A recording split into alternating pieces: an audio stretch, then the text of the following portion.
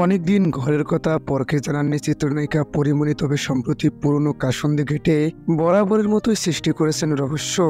অভিনেতা রাজ গিয়েছিলেন পরীর বাসায়, এরপর নায়িকার কিছু কথা এবং ফেসবুকে দেওয়া পোস্ট নিয়ে তৈরি হয়েছে ধোঁয়াশা।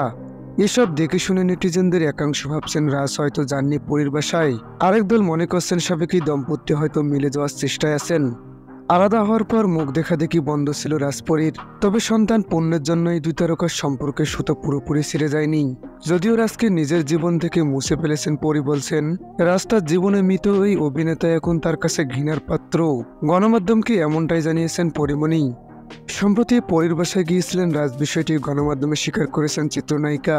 সেখানে একসঙ্গে খাবার খেয়েছেন তারা, তবে রাজকে নায়িকা নিজ হাতে রান্না করে খাইয়েছেন কিনা সে বিষয়ে কিছু জানাননি, শুধু বলেছিলেন বাসায় রান্না হয়েছিল, সবাই একসঙ্গে খেয়েছিলেন। কিছু প্রয়োজনীয় কাগজপত্র নিতে নায়িকার বাসায় গিয়েছিলেন অভিনেতা, এমনটাই জানিয়েছেন পরী। পরীর বাসায় যাওয়ার বিষয়ে বরাবরের মতো মুখে কুলু পেটেছেন অভিনেতা রাজ। অন্যদিকে শনিবার পরী ফেসবুকে এমন একটি পোস্ট দিয়েছেন যা দেখে নেটিজেনরা ভাবছেন রাজকে রান্না করে খাওয়ানো তো দূরের কথা, অভিনেতাকে বাড়ি ঢুকতেই দেবে না পরীর দারোয়ান।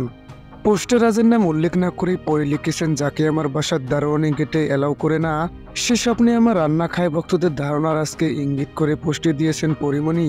রাজ কি পরীর বাসায় গিয়েছিলেন নাকি জান নিয়ে তৈরি হয়েছে ধোঁয়াশা। পরীর স্ট্যাটাসে দ্বিধায় পড়েছেন ভক্তরা।